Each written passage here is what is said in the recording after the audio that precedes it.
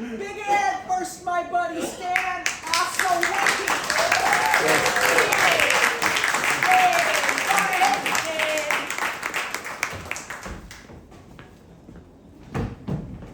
Hello everyone, my name is Stan. In college, I had the nickname of the Stealth Duck. Now, that's a story for another day. Today I'm going to talk to you about the best unintentional prank I ever pulled. Now, I'm sure all of you have gotten those letters from family and friends at Christmas time or the holidays regaling you with all the things that their kids had done during the year, talking about promotions, talking about vacations. For my family, the letter would come from my mother's cousins, Donnie and Marie. Now, they were not the Osmonds, they were not Mormons, but they were acted like Mormons. We would wait until Christmas Eve to open the letter. Everyone's sitting around the table, and I would start to read the letter, and I would embellish a little bit because it was really boring. So, little Sue whacked the harbor master with an oar on the side of the head, or little Donnie Jr., he's into pyromania now. So just make it a little bit more fun.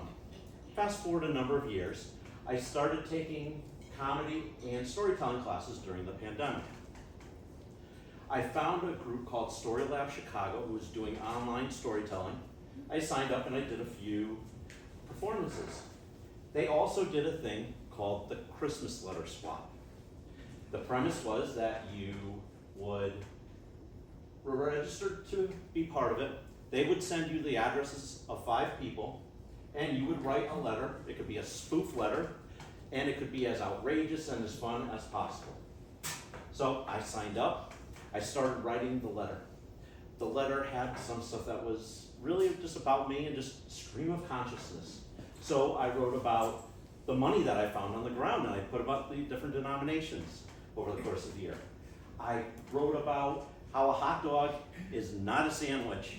But I have been convinced recently that it could be a taco. And also, I would write about my favorite Christmas movies like Gremlins, Lethal Weapon, and of course, Die Hard. So I did out my letter. It came out to be 8 pages. It was signed by the Stealth Duck. And I printed it up on palm tree paper, and the envelopes had duck stickers on them.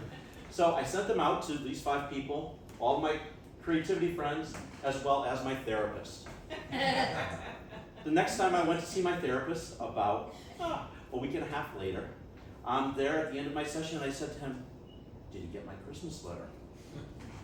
And he's sitting there, and he's like, "I don't think so." No. And I said, "It was a letter that came from the Stealth Duck.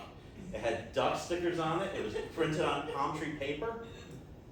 The light bulb went off in his head. I could see it. The man started edging to the edge of his seat. And then he looks at me with this little grin and goes, "Fuck you, fuck you, fuck you, fuck you, fuck you." I sat there and I was laughing so hard. He then said to me, he said, "I have spent the past week going through my list of former and current patients, trying to figure out who the hell sent me this letter." Because I was worried that they were either having a borderline situation or they were going in a manic fit. So I laughed at him and I said, "Well, you don't have to worry about either. All good with me." So that was probably, and it was done unintentionally, so it was the best unintentional joke I ever pulled. Now my daughter, who couldn't be here tonight, better watch out, and I'm going to tell her this on the video, that I am pulling a prank on her on April 1st, on April Fool's Day, her favorite day of the year. And she just better watch out, because if I can pull that trick on my therapist, just imagine what I am going to do to her. So I want to thank Lisa for all of your guidance and everything with the class, and all the feedback from classmates. Randy and Elizabeth, thanks for all of your help on the side. Thank you.